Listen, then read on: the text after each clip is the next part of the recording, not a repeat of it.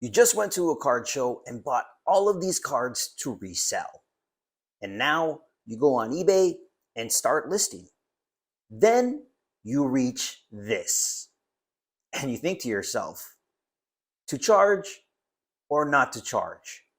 That is the question. But the answer isn't as simple as yes or no.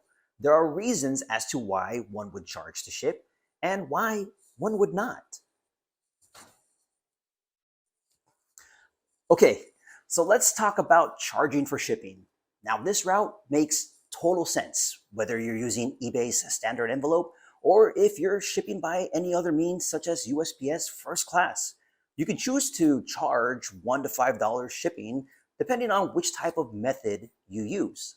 By charging for shipping, it helps cover the costs, such as paying for the label and the shipping supplies, and it may also help cover some of the fees.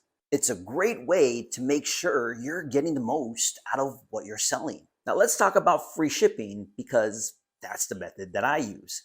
Now, while you may eat the costs in shipping, supplies, and fees, you can kind of offset it by factoring in those costs in your price.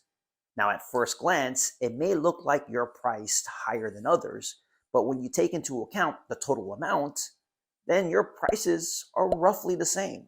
So if that's the case, then eBay fees become a non-factor when deciding to choose between the two, because your eBay fees are calculated based off of the total sale.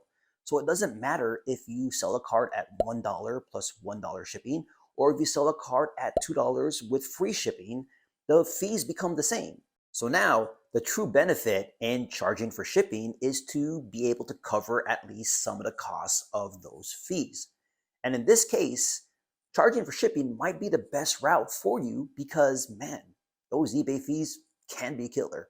But there's a reason why I opt for the free shipping route. And it's all about selling in volume. And in this case, what I mean in selling in volume is by having one buyer buy multiple cards from me in a single order. You see, when it comes to eBay fees, there's a 30-cent charge per order. So if you sell 3 cards to 3 different buyers, then you're being charged a total of 90 cents in additional eBay fees for those 3 orders. And not only that, you have to buy 3 different labels. But if you sell 3 cards to one buyer, you only pay an additional 30 cents in eBay fees. And you only need to buy 1 label. And that's where the cost savings lie for me. By having free shipping, my goal is to entice buyers to buy more than 1 card from me in a single order. And this is the reason why I sometimes sell cards at $1.49 with free shipping. Because the question gets asked, how do I make any profit by selling cards at $1.49 with free shipping? And this is the answer. What may end up looking like a loss ends up becoming profit because I save both on fees and shipping when one buyer buys multiple cards in a single order. Then again, this also depends on your cost of goods sold. But that's a topic for another video. Now, this doesn't work 100% of the time, and you really need to have a larger store to be able to sell in volume.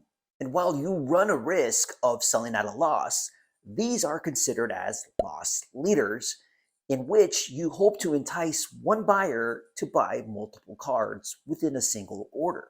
Now, the choice to charge for shipping or not is really up to you, as both ways can be successful. There is no right or wrong choice here. But the question you should be asking yourself is, do you want all the money now? Or are you okay with taking some of the money in hopes for a greater gain? While offering free shipping is used as a means for me to increase my sales, switching over to this has helped as well. And if you want to know more about that, you can check out this video right here.